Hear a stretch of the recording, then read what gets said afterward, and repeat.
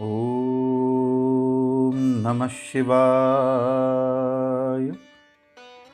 श्रीलिंग महापुराण चौथा अध्याय सृष्टि प्रारंभ का वर्णन। सूत जी बोले, प्राकृत सृष्टि की समयावधि ब्रह्मा का एक दिन होता है। इतने समय की रात्रि होती है। वह ईश्वर दिन के समय सृष्टि का निर्माण दिन में करता है और प्रलय रात्रि में करता है। जिस रूप में हम जानते हैं उस अर्थ में उनके कोई दिन और रात नहीं होते। दिन और रात की समयावधि मात्र द्वितीयक अर्थ में प्रयोग किए जाते हैं।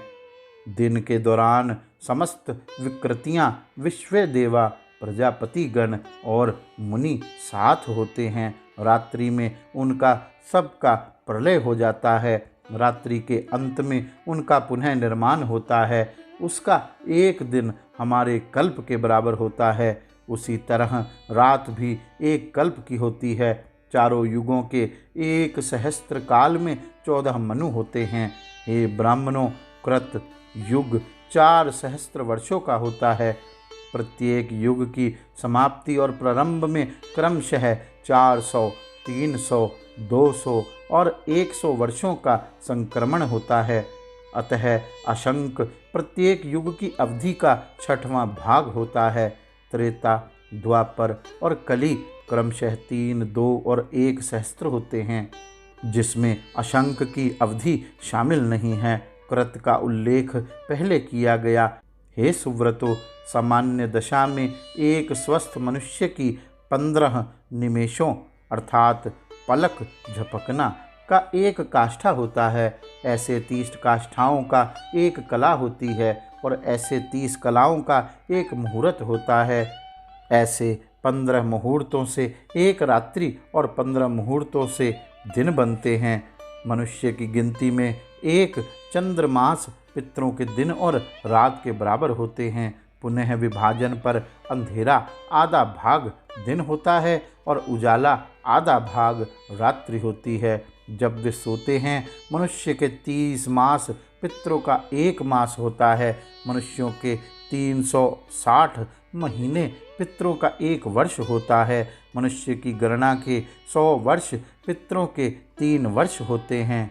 मनुष्यों की गणना से 12 महीने का एक वर्ष होता है और पितरों की अपनी गणना के अनुसार 12 महीने का एक वर्ष होता है। लिंग पुराण के अनुसार मनुष्यों का एक वर्ष पितरों का एक दिन और रात होता है। उनके दिन रात और अन्य भाग इस प्रकार होते हैं।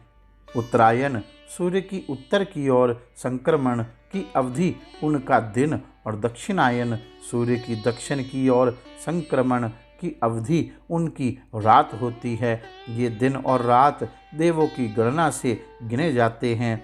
30 मानव वर्ष से एक दिव्य मास बनता है। हे ब्राह्मणों, 100 मानव वर्ष 3 दिव्य मास और 10 दिन होते हैं। 360 मानव वर्षों का एक दिव्य वर्ष होता है। 3 सहस्त्र और 30 मानव वर्ष सप्तऋषियों का एक वर्ष होता है। मानव गणना में 9 सहस्त्र 90 वर्षों में ध्रुव का एक वर्ष होता है। 36 सहस्त्र मानव वर्ष एक देव शताब्दी बनाते हैं। अंक गणित जानने वाले कहते हैं कि 360 सहस्त्र मानव वर्ष मिलकर एक सहस्त्र दिव्य वर्ष बनाते हैं। युग की अवधि की गणना दिव्य हिसाब से की जाती है। पहला युग कृत, तत्पश्चात त्रेता आता है, उसके बाद द्वापर और कली। हे पवित्र व्रत वाले मनुष्यों, ये 4 युग होते हैं। अब तक युगों के वर्ष दिव्य गणना से बताए गए थे, वे अब मानव गणना के अनुसार बताए जा रहे हैं।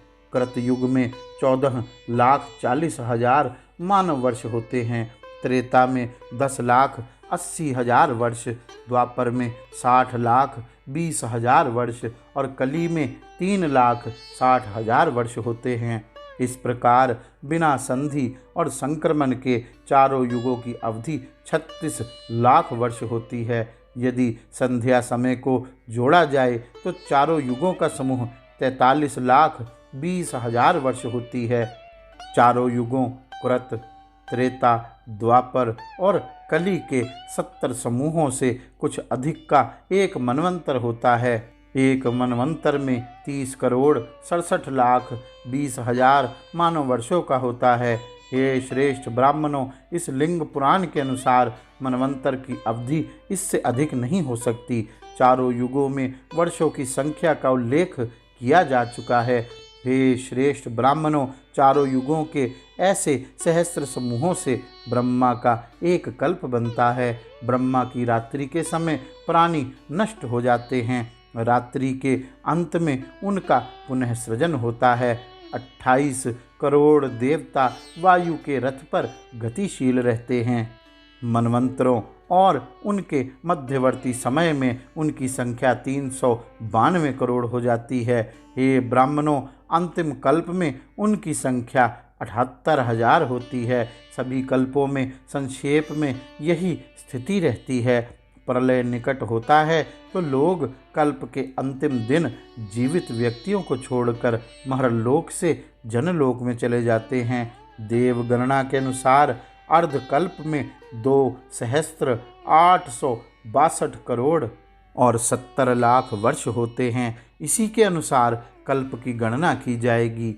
एक सहस्त्र कल्प से ब्रह्मा का एक वर्ष बनता है। ब्रह्मा के 8 सहस्त्र वर्षों से उनका एक युग बनता है। ब्रह्मा के सहस्त्र युगों से एक सवन बनता है। ऐसे 9 सहस्त्र सवनों से रुद्र का एक दिन होता है। हे महान ऋषियों, ब्रह्मा के कुछ कल्पों के नाम इस प्रकार हैं: भवोद्भव, तप, भव्य, रंभ, क्रतु, ऋतु, वहिव, हव्यवह, सावित्र, शुद्ध, उशीक, कुशीक, गांधार, ऋषभ, षडज, मज्जालीय, मध्यम, वैराज, निषाद, मुख्य, मेदवाहन, पंचम, चित्रक, अकूति, ज्ञान, मानस, सुदृश, ब्रह्म, श्वेत लोहित, रक्त, पीतवासस, असित और सर्वरूपक।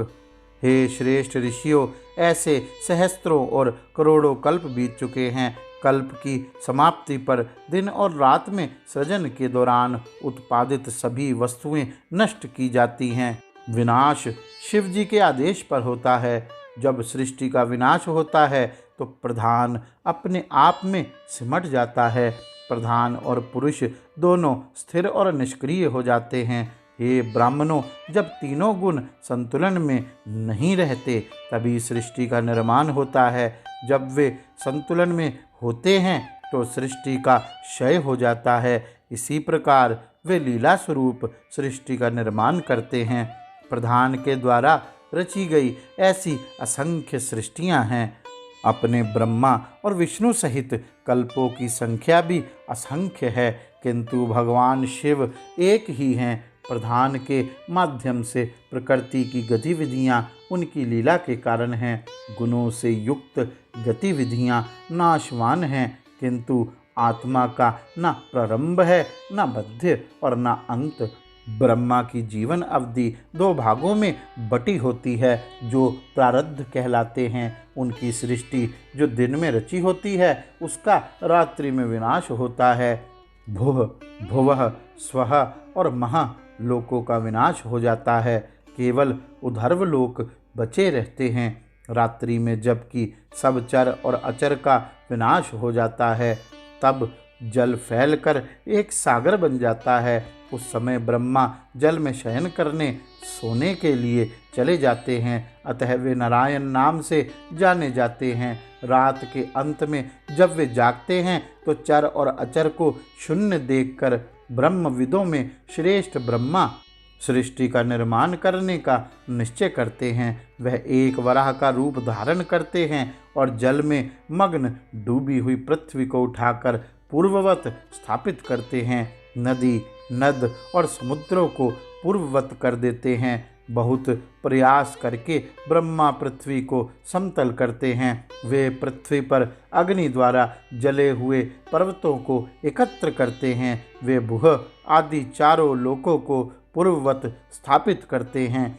तब सृष्टिकर्ता भगवान ब्रह्मा पुनः नई ताजी सृष्टि करने का निश्चय करते हैं।